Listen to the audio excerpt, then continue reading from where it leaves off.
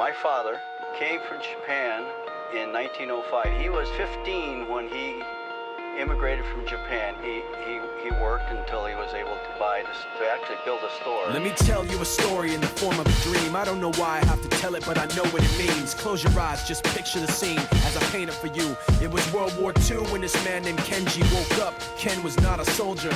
He was just a man with a family who owned a store in LA. That day, he crawled out of bed like he always did, bacon and eggs with wife and kids. He lived on the second floor of a little store he ran. He moved to LA from Japan, they called him immigrant. In Japanese, he'd say he was called Issei. That meant first generation in the United States, when everybody was afraid of the Germans, afraid of the Japs, but most of all afraid of a homeland attack. And that morning, when Ken went out on the doormat, his world went black, cause right there, front page news, 3 weeks before 1942, Pearl Harbor's been bombed and the Japs are coming. Pictures of soldiers dying and running. Ken knew what it would lead to, just like he guessed. The president said the evil Japanese in our home country would be locked away.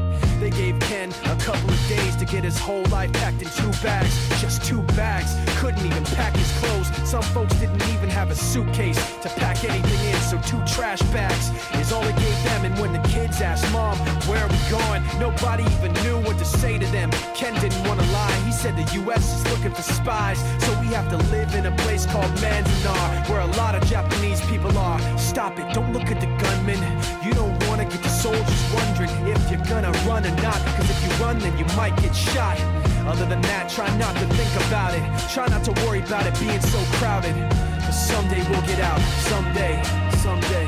As soon as war broke out, the FBI came and they just come to the house and you have to come. All the Japanese have to go. They took Mr. Lee. People couldn't understand why they had to take him, because he's just innocent laborer. So now they're in a town with soldiers surrounding them.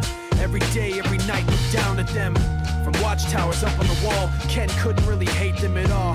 They were just doing the job, and he wasn't gonna make any problems. He had a little garden, vegetables and fruits that he gave to the troops in a basket his wife made. But in the back of his mind, he wanted his family's life saved.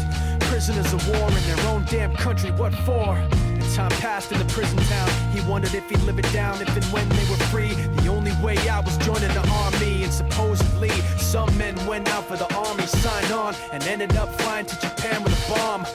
That 15-kiloton blast put an end to the war pretty fast. 2 cities were blown to bits. The end of the war came quick, and Ken got out big hopes of a normal life with his kids and his wife. But then they got back to their home, and what they saw made him feel so alone. These people had trashed every room, smashed in the windows and bashed in the doors, written on the walls and the floor, Japs not welcome anymore.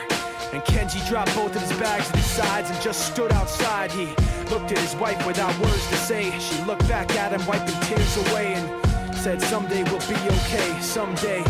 Now the names have been changed, but the story's true. My family was locked up back in 42.